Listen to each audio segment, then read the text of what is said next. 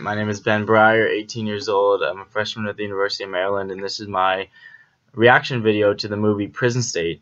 And the movie was actually very eye-opening because I come from a very privileged background, and I don't really know anybody who has been in the criminal justice system. I don't know anyone who's been incarcerated, and I never really let it affect me, the idea of going to prison, because I knew that I would probably never deal with it in my life. But watching this movie and learning in this class about how poor communities, how states spend so much money incarcerating poor communities in this country, is so heartbreaking and so eye-opening. And I really enjoyed the movie. And two quotes actually really stood out to me. The first quote was from this girl, Crystal, who was a young teenage girl who was kind of getting in trouble in high school. And her mom said to her that if she doesn't clean up her act, she can actually get sent to prison. And she was actually going to trial for truancy, for skipping school. And her mom said to her, "This is what they can do to you because you gave them permission to." So this brings into the whole question of how much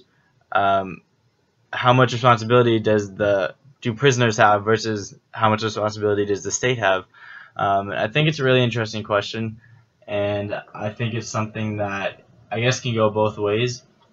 I think on one hand, people have free will to make their own decisions, and people have free will to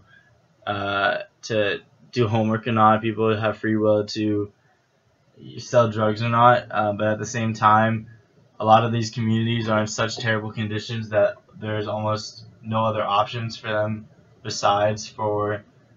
to make money besides for selling drugs or other illegal things that will leave them in jail.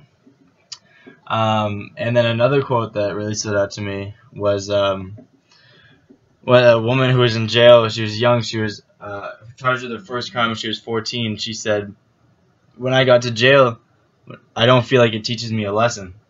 That's another big thing, because these people who are, making stupid decisions in life, they're being sent to jail and then they're not learning anything from it. And it's important for jail to be that the system that prisons are working under right now are not working, because people are being sent there for social issues, and instead of coming out a better person, instead they come out more angry, more disenfranchised, more lonely, more mental issues, and they're left with less optimistic options in life.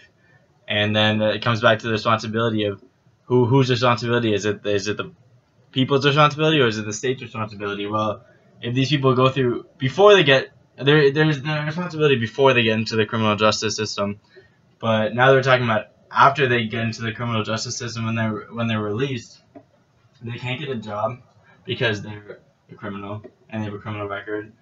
They can't get public housing because they have a criminal record. Can't get food stamps. They can't vote. So basically, their only option is to be homeless and beg in the streets, or resort to a life of crime and end up back in prison, where there's structure in their life in prison. They get meals in prison. They get medicine in prison.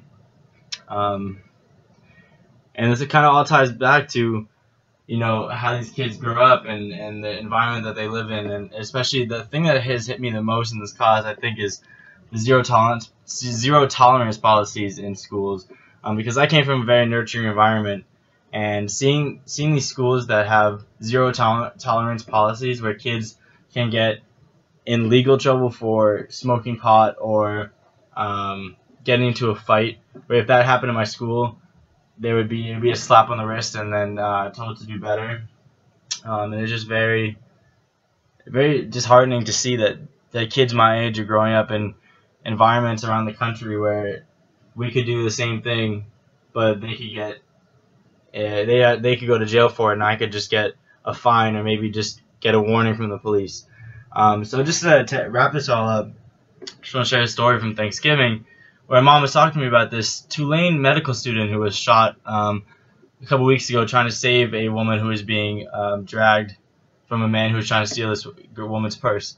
My mom was saying that after everything I've told her about this class and the book she read Just Mercy by Bryan Stevenson, she was really moved that like she understands that the prison system is backwards, but then there's all these criminals in the country that we need to put away. And I was like, Mom, nobody would disagree that these shooters need to be put away, but at the same time, the criminal justice system is not targeting these people. It's targeting low-level offenders, and it's throwing nonviolent people who have social issues into jail, and it is a system that is corrupt and it needs to be fixed.